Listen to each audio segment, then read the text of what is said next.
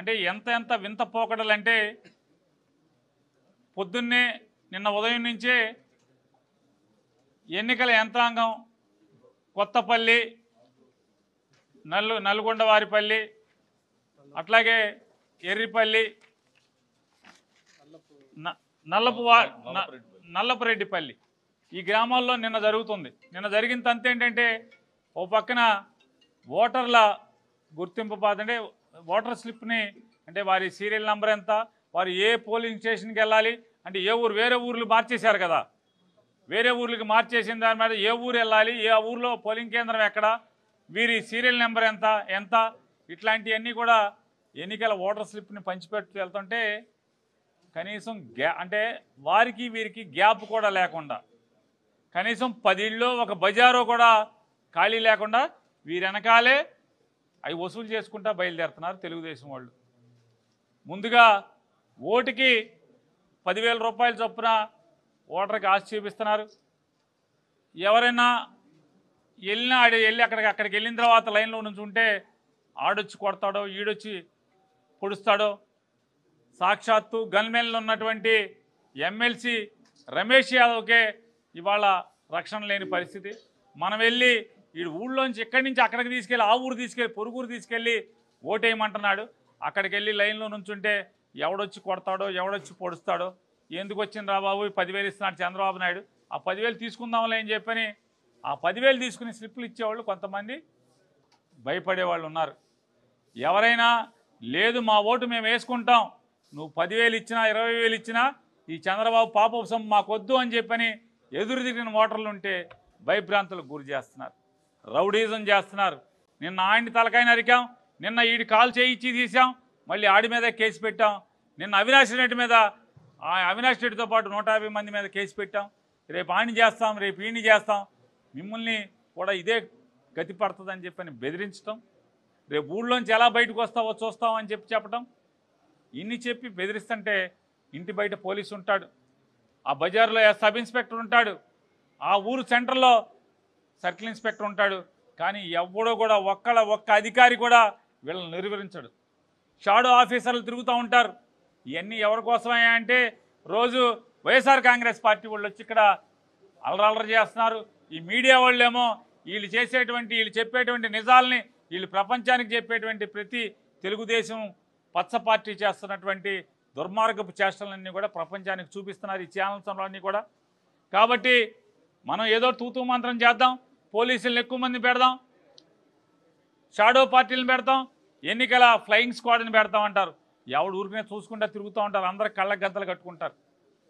అక్కడ జరిగేటువంటి అకృత్యాలు, దారుణాలు, ఈ అఘాయిత్యాలని ఎవరు పట్టించుకునేటువంటి పరిస్థితి.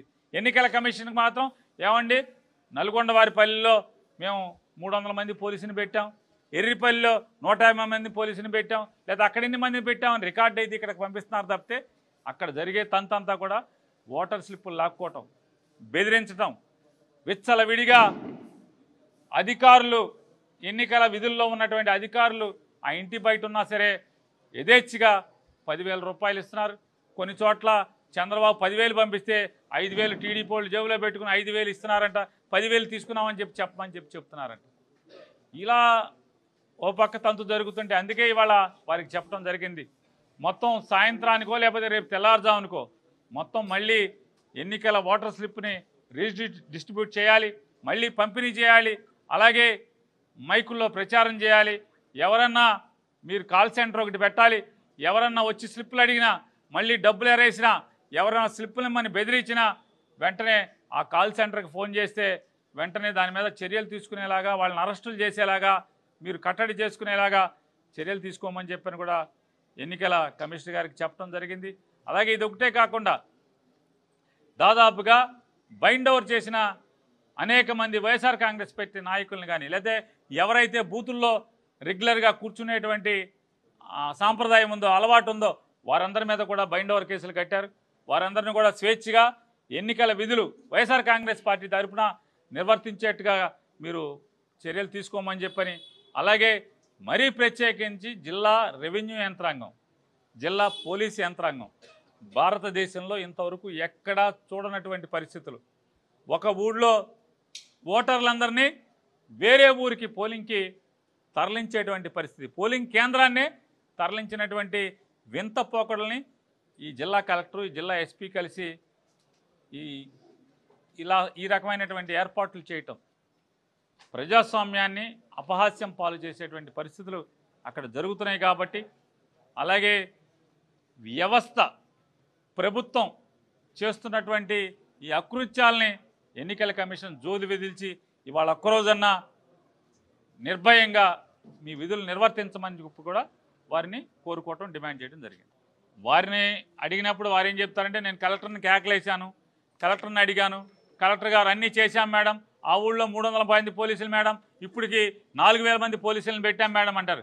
పోలీసులను పెడుతున్నారు. జగన్ గారికి ఎట్లా అయితే టూర్కి వెళ్తుంటే సెక్యూరిటీ ఇస్తున్నాం, Z+ సెక్యూరిటీ ఇస్తున్నాం అని చెప్పంటే ఎవరు కారులోంచి దిగరు, ఎవరు జగన్ గారి పక్కకి రారు. జగన్ గారి మీద దాడి జరుగుతాకు వస్తున్నా సరే, జగన్ గారి మీదకి దుందుడికి ఎవరిని వస్తున్నా సరే ఎవడు కనపడ్డు, పోలీసులు కనపడ్డు. అదే రీతిలో ఇక్కడ ఉన్నామంటే ఉన్నాం, పేపర్ మీద మాత్రం 100,000 మంది పోలీసులను డిప్లాయ్ చేసినట్టుగా చూపిస్తారు తప్పితే అక్కడ తెలుగుదేశం పార్టీ వాళ్ళు చేస్తున్నటువంటి దురాఘాతాలు, దాడులు, అకృత్యాలు, ఓటర్ని భయభ్రాంతులకు గురి చేసేటువంటి అన్ని పోకడలను కానీ, డబ్బు విచ్చలవిడిగా ఎదజెమ్మి ఓటర్ని లోపరుచుకునేటువంటి కార్యక్రమాలను ఏది కూడా నిలువరింపు చేయకుండా ఉండటం అనేది ఇవాళ ఎంతమందిని పేపరు ఎలక్షన్ ఆఫీసర్లుగానే కనపడుతుంది.